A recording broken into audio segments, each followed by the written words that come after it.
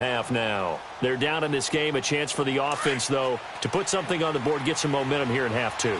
Try and get things kick-started for them. And you know at the half, they discussed how they were going to get that done. This is where scripting comes into play a lot of the time. How many plays do you script coming out of the second? Most of the time in the first half, you're scripting 12 to 16. I think in the second half, you're really scripting more like 8 to 10. Kind of a starter or an opener, whatever terminology they use. Just something to get you off to a quick start. Here's 2nd and 7 now from the 28.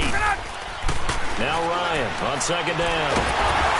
And down he goes on the pressure from the Rams defense. Ethan Westbrooks in there to sack him for a loss of 6. So the sack pushes him back, and now 3rd and long for Ryan and the Falcons. Gun! Left! Off the play fake to Freeman. It's Ryan. And Ndamukong Suh. He's the one to get him this time. And back-to-back sacks are going to bring up a 4th down. Here's Matt Bosher now. As the drive goes backwards, so he's on to punt it away. He gets this one away, and boy, it's another boomer. But fortunately, he's able to recover his own fumble, or that could have been trouble. I know there's no magnet in the ball, but sometimes for the punt returner, after such a scramble, it sort of feels that way, doesn't it? He has it, he loses it, somehow the ball finds its way back to him. Atone for his sin, and you know he's taking a deep sigh of relief right now. Goff will lead the Rams up here 1st and 10 at the 33-yard line. Time to establish the run game here. Gurley. And he is met at the line of scrimmage, and he goes down right there. Call it no gain on the play, and it'll be 2nd down.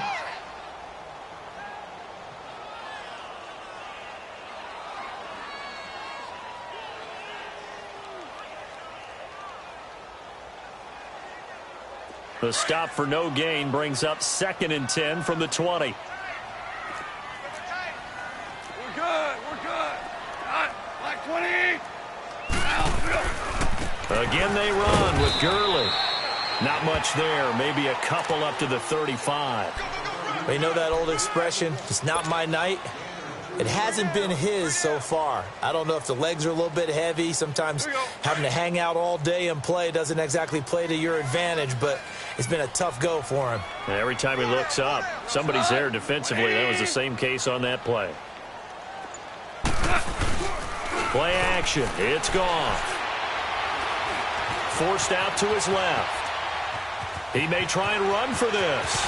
And he'll be out of bounds, but able to get it up past the 45. A nifty bit of scrambling there. 12 yards, 1st down. Now, that was a whole lot of open space out in front of him, wasn't it? I'm telling you, Brandon, when things are going right, they are going right. And everything has been going their way for the most part. I saw that lane start to develop. Boom. He took advantage of it.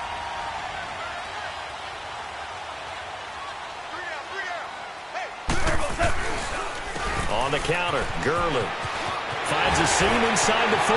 Todd Gurley, wave goodbye. Touchdown, L.A.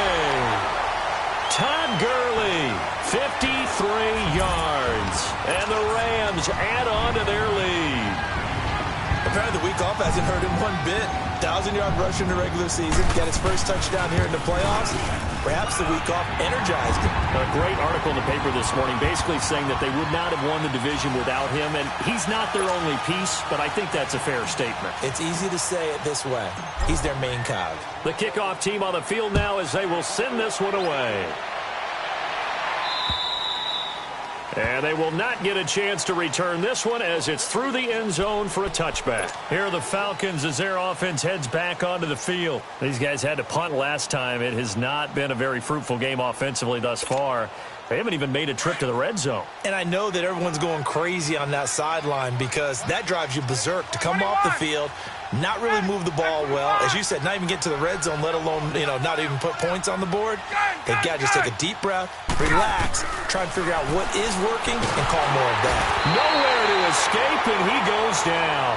Michael Brockers with a great push up front. He picks up the sack and a loss of 8.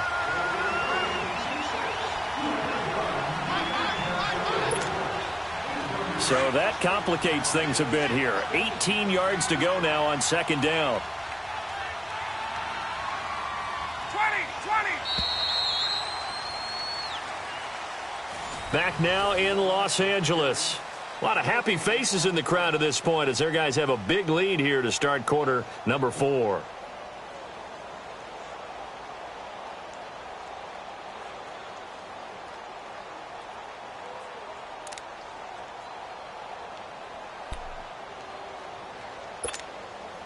Got to imagine the pass rush will be equally intense here on second down following the sack. It's 2nd and 18.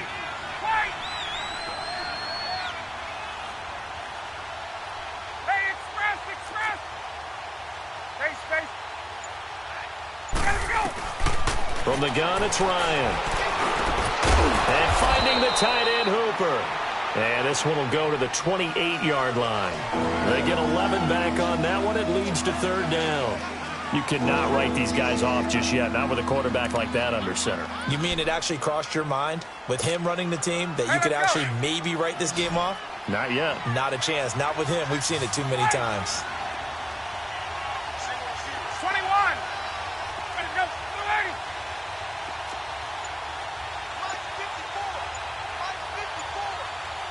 Ready to go. On third down, Ryan. And he's got a man, Calvin Ridley. 2 catches now in this divisional round matchup. That one, a first down. And just a small glimpse there as to why they like this rookie so much. And that's why they lit up a little bit in our meetings with the coaching staff, didn't they? When we talked about him, they did. Yeah, you know, they like his work ethic. You know, this guy's running every route well in the route tree and getting better at it all the time, really honing his game. They expect a pretty good jump out of him as things continue to move on. 7 yards, the pickup on the pitch and catch. You got the big lead defensively.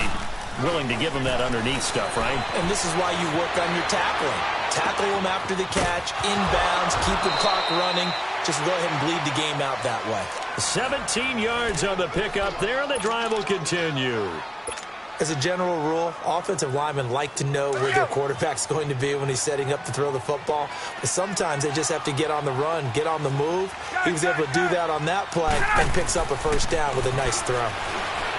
Here's Ryan. And his throw's going to be incomplete. Another wayward pass. You know, things started out poorly in this game, and to be frank, they just really haven't gotten much better. And all that does is embolden the secondary.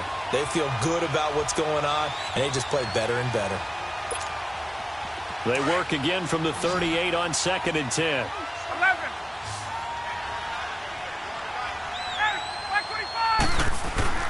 Second and 10 now. Ryan.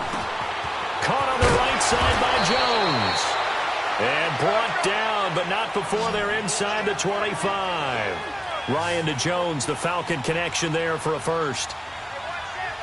Wait.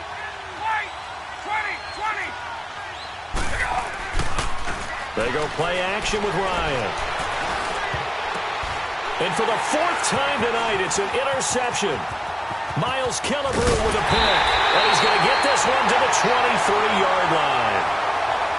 Well, this defensive pressure has been constant all game long. The pass rush, the coverage, they've all been excellent, and now they'll tack on an interception here as this one continues to slip just further and further out of hand. Here we go. Red 38. They'll run with Langford to begin the drive. And he'll take it forward for about 5 up to the 28-yard line. Well, Brandon, pace comes into play now because they've got the advantage. They've got the football, but they've got to be very careful about what speed they're going to play. You know, my music teacher back in New Paltz, Mrs. Bythema Bagley, used to say, don't go prestissimo when you really want to go largo. And what she meant by that is don't go too fast when you really want to go at a nice, slow, deliberate pace. I am speechless. I am without speech. And he's going to be met at the line of scrimmage and taken down. And in this situation with the lead 4th quarter, they're liking keeping the ball on the ground, I'm sure. That's just smart football, but you know the defense has to know it as well. They've got to stop them here. So now we're going to see that loading the box in a big way. 6, 7, 8, 9, whatever it's going to take, puts a little bit more pressure on your big offensive line. On 3rd down, they'll run it with Gurley. And a loss of 3 to bring up 4th. I know they've got to be careful not to go to the well too often, but it's a fine line, isn't it? Because sometimes if you got success, you want to just keep pounding away. But no success there. They rallied quickly on the defensive end. On is the punter, Hecker, as he gets this one away. That's taken on the 25. That'll go as a 46-yard punt with a return of 7. And the Falcons will be taking over 1st and 10. The 4th down run successful. Now they look to pay it off on 1st down. Gun! You ready? Gun! Trying to shake off the interception. He'll look to throw. And my goodness, another interception. Picked off around the 41. And they are going to set up shop at the 40-yard line. The interception woes, they just continue to mount. He's thrown 5 picks. At this point, you got to be thinking, is it something between the ears? I think a confidence hit does occur once you start getting those numbers up there a little bit. But as you and I both know, it's not always just one guy's fault. Maybe somebody ran a wrong pattern. Maybe some balls were tipped. It could be so many different things. Bottom line, though, it comes back to the guy throwing them. It'll be a gain of 10 to start the drive out, and by a few inches, that'll be a 1st down. Well, that looked like an example of what you said back in the first half. A running back of his size can really wear down a defense. I think he's starting to do that. I think you're exactly right. And know what else he's doing? He's inspiring the rest of his team because they see this starting to happen as well. So that means they're going to redouble their efforts to help him out. Extra blocking, getting downfield, helping him out. Gurley again here on 1st down. And they'll work it inside the 15-yard line before it's all said and done. They give him 17 yards that time as that'll move the chains. I have to chuckle to myself a little bit, Brandon, because right now I could be in that huddle with that offensive line. I know exactly what they're saying. If you call a pass play here, we're going to call a timeout. Run the football. We got control of this thing. Get him behind us and let's go. Their time to shine. And not totally home free yet, but it's looking good as they come up 1st and 10. Go, 12, go! Switch! Yet another carry here tonight for Gurley. And he'll fight his way down right around the 12. Just a yard on the pickup there, and it'll bring up a 2nd and 9. And this is why aggressive defensive coordinators love to blitz. It wreaks havoc because they end up taking their attention to the blitzers, freed up the D lineman to make the play. Here we go, fellas, here we go.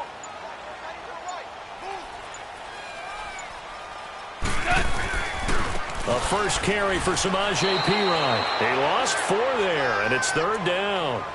I know when I was a kid, I always got real excited when I saw those lateral-type runs. But the best backs that made it happen, they put a foot in the ground and just go. That didn't happen there. That play got swallowed up. The Rams on 3rd down. They've had their troubles, just 1 for 6. This is going to be 3rd and 13. Super 1. Turbo, touch. Here's Goff. And that one drops incomplete as he got popped as he was throwing it. 3rd down is a down. Both sides know they absolutely have to win.